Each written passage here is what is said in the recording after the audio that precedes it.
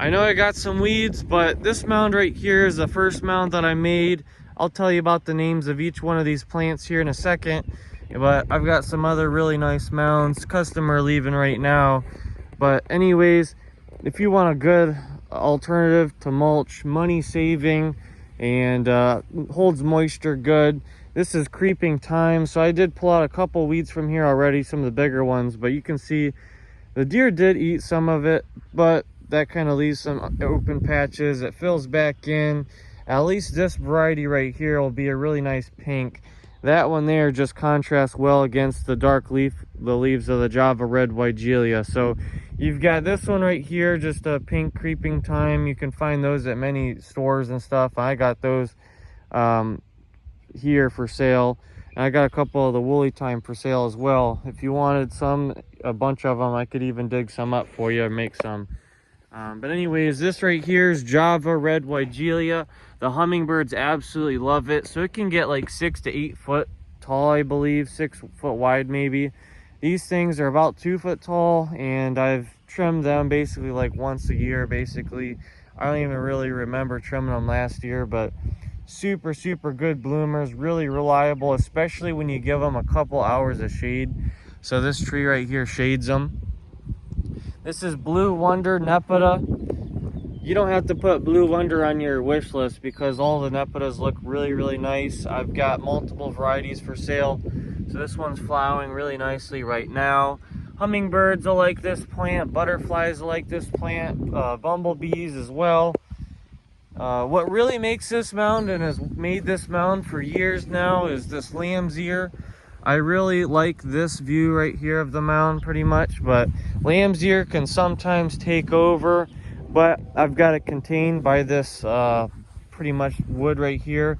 And so it'll, as it flowers, it'll get another foot like wider pretty much, but easy enough to remove around the edges and trim back. And it smells, it's one of the best smelling flowers actually. Back here I've got, I think it's a Rosy Posy Agustache or Agustache. I got one there and one there. This is a crazy blue Russian sage. Like I got some other Russian sages of little spires. This one's gonna bloom all summer into the fall long. It's gonna get like 2 to 3 foot. Purple coneflowers. Last year I planted these and they barely flowered at all. They're about to start flowering, and I imagine these are gonna get super tall, super big. These things are absolutely massive compared to last year. So this year is definitely going to be a leap year as far as plants go. And so I really like the way that these 3 looked, pretty much way out in the full sun over there.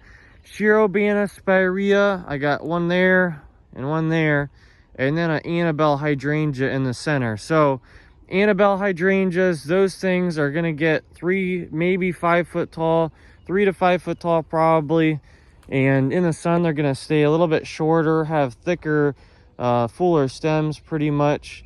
But anyway, so this one should get up to here maybe.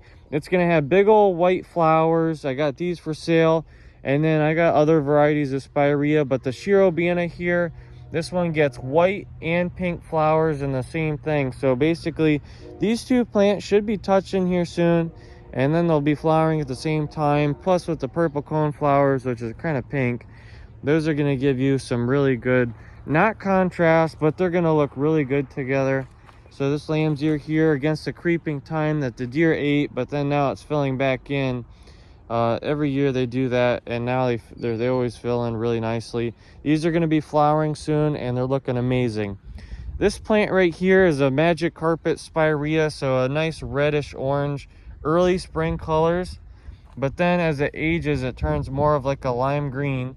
They're going to flower here soon. They're going to be flowering pink, and then they've got red stems pretty much that they'll have throughout the year. The cherubina and Anthony water that I have, you know, those are going to stay pretty much green. Another one that is absolutely doing like amazing right now is the variegated hydrangea. So you can see hummingbirds are going to love hydrangeas pretty much with the trumpet shaped leaf, but this one's variegated, and so it's a variegated hydrangea with the white leaves. They get a little bit of pink in the leaf as well. And so this one right here is probably close to 3 foot tall, but they can get up to 6, maybe even 8 foot tall. You can easily trim those back, which I might do, might not. I'm not really sure. I might plant something there, and then I don't know. But this right here, these are crazy daisies. I figured I would plant these so then I can have tons of blooms. And so these are gonna get like almost 3 foot tall, the crazy daisies. Those have some fun petals on them. I've got some of these as well. If you want a daylily that's gonna stay a little bit shorter, grow less stems and not be so aggressive, this one's called tricolor rose ruffle. So it's gonna be a big old peach ruffly daylily, super, super pretty. I've got these in 1 gallon pots. I got other daylilies, but the tricolor rose ruffles, those are definitely really, really pretty. And if you want to be a little bit more strict in your garden and have it a little bit more perfect, that one is a really good daylily to use. I've got a better example of the gold mound spirea over by my sign over there. But anyways, this gold mound, I could trim it, and I will trim it here soon, but it's about to flower. It'll hold its bright yellow coloration all throughout the year till fall. And in the spring, it's a little bit brighter than throughout the fall, but pretty much holds it better than any spirea, I would say. So these right here, Palace Purple Coral Bells, they do get shaded by these shrubs a little bit, but they can handle full sun to almost full shade pretty much. So they're gonna flower white. They're gonna contrast really, really good against the bright leaves. They're gonna give you different texture and everything else. And so here's another Blue Wonder Nepeta, but I've got Walker's Low, which is gonna be just as good, if not better, plus other varieties, which are really nice. And so I've got lots of creeping thyme on the front here. And so this design is really, really easily repeatable. I've got nearly all of these plants for sale here. And this one right here, I think that's a green velvet boxwood. So I did take a bunch of cuttings and I can trim that up really nicely. But anyways, guys, I got a lot of these plants for sale here at Plant Daddy Express. This is the first mound. I've changed it up over the years and stuff like that. But let me know if you got any suggestions. Last year I put a bunch of zinnias back here, and I might throw a couple more seeds, but these plants will pretty much be growing really nicely.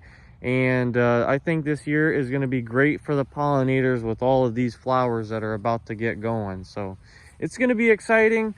Follow along Plant Daddy Express on Facebook, subscribe on YouTube, and comment. And thank you for watching.